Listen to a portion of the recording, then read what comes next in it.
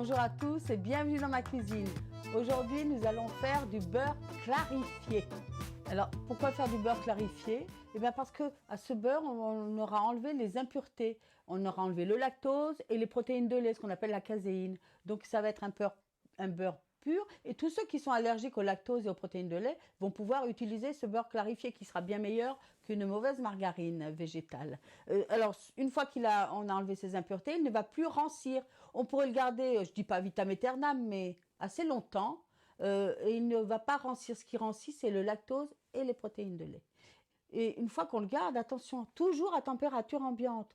L'été, à la chaleur, là dans la cuisine, il va se réduire en huile. Et puis l'hiver, il va être compact comme celui-ci. Donc à température ambiante. Il faut savoir aussi qu'il a un pouvoir graissant beaucoup plus important qu'une huile ou qu'un beurre normal. Donc on va en mettre moins. Et surtout, il a un merveilleux goût de noisette à la cuisson. On va s'en servir de ce beurre pour frire, pour cuire, et pour ceux qui sont allergiques au lactose, ils pourraient aussi le tartiner sur leur pain. Alors, pour clarifier du beurre, il nous faut du beurre. Moi, je l'achète à la motte, et du vrai beurre, attention, à 82% de matière grasse. Et puis, il faut le sortir du réfrigérateur au moins 2 heures avant de le clarifier, parce que sinon, il va passer du froid au chaud, et ça n'est pas bon. Le principe pour faire du beurre clarifié, c'est de le laisser fondre tout doucement, à feu tout doux, et puis vous attendez. Et pendant que votre beurre fond, surtout, vous ne le remuez pas, il faut le laisser tout seul. Il va lui-même faire le travail. L'écume commence à se former, elle va épaissir après, elle va devenir plus blanche et épaisse. C'est le lactose. Alors comme on ne remue pas, on ne voit pas si le beurre est complètement fondu, mais il y a une petite astuce pour le voir, c'est qu'il y a encore du jaune. Tant que l'écume ne sera pas complètement blanche, c'est que le beurre ne sera pas totalement fondu. Ça va pas tarder là maintenant. Et bien ça y est, c'est prêt. Allez, on va écumer. Pour écumer, c'est simple. Alors on va vous dire, on pourrait vous dire qu'il faut mettre votre casserole au réfrigérateur et que tout va gélifier pour après bien écumer. C'est du blabla. Surtout que ce beurre ne doit pas aller au réfrigérateur, je vous l'ai déjà dit. Alors on enlève l'écume, c'est forcément ce qui est le plus enquiquinant à faire. C'est probablement ce qui est le plus fastidieux d'enlever l'écume. Et puis si vous prenez un peu de beurre avec, c'est pas grave. Pour tous ceux qui ne sont pas allergiques au lactose, de ce beurre-là, de cette écume, quand on aura rajouté les paillettes, vous pourrez vous en servir aussi.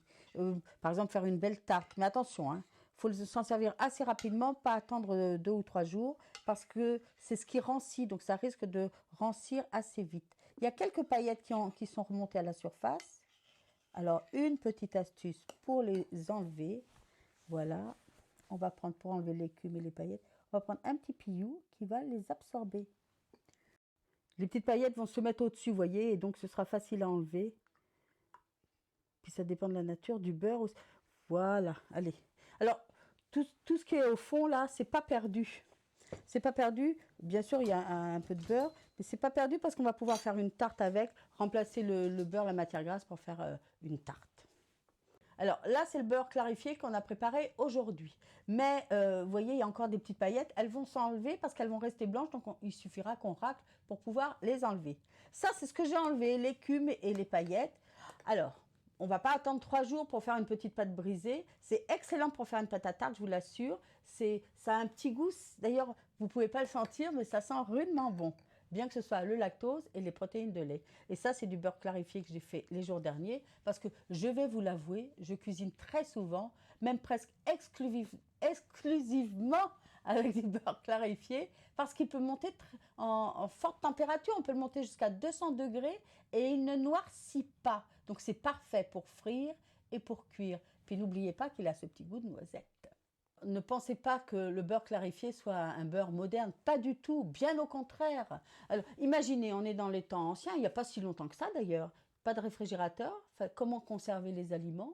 Le beurre clarifié, puisqu'on ne doit pas, absolument pas le mettre au réfrigérateur, se conservait à température ambiante. Et alors, dans tous les livres de cuisine anciens, notamment la sauce béarnaise est faite au beurre clarifié. Et alors, ce beurre clarifié est utilisé dans beaucoup de pays dans le monde. On le connaît notamment dans la cuisine ayurvédique, le ghee en Inde, où on ne cuisine exclusivement qu'avec ça. On le connaît aussi, tiens, par exemple au Sénégal, c'est le diou nior, l'huile jaune. On appelle ça aussi l'huile en bouteille. Ça doit être au Brésil. L'huile jaune, je crois que c'est je m'en rappelle plus. C'est pas grave. Et puis le samna aussi dans les pays arabes. Il est d'une grande utilité et même on peut le parfumer, y rajouter du gingembre, on peut y rajouter de l'ail et le laisser comme ça parce qu'il va prendre bien la saveur du gingembre et de l'ail. Après on le mettra dans beaucoup d'aliments, notamment en Iran. Alors le beurre clarifié est prêt, bien sûr en cuisine. Il est bon aussi à manger. Ce qui n'est pas toujours agréable, c'est son aspect grumeleux. Bon, en attendant, c'est un beurre que vous allez pouvoir conserver. Je vous l'ai déjà dit, mais je vais rabâcher. Vous allez pouvoir conserver uniquement à température ambiante. Et dans un magasin, l'autre jour, j'ai trouvé du beurre clarifié, qu'on appelle du ghee, qui était en boîte, dans le rayon frais. Il ne faut pas l'acheter. L'humidité n'est pas bonne pour lui. Elle lui est vraiment néfaste. Alors, rappelez-vous, un beurre qui peut monter à haute température, jusqu'à plus de 200 degrés, sans noircir. Un beurre donc, qui se conserve à température ambiante. Un beurre qui est dont on a enlevé les impuretés, donc il ne va pas rancir. Et surtout, en cuisine, je vous assure, il est merveilleux. Il apporte son joli petit goût de noisette. C'est fabuleux. Alors, usez et abusez du beurre clarifié. Eh bien, merci d'être venu dans ma cuisine.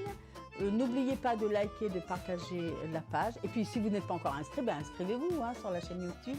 Et moi, je vous dis à bientôt pour de nouvelles aventures culinaires.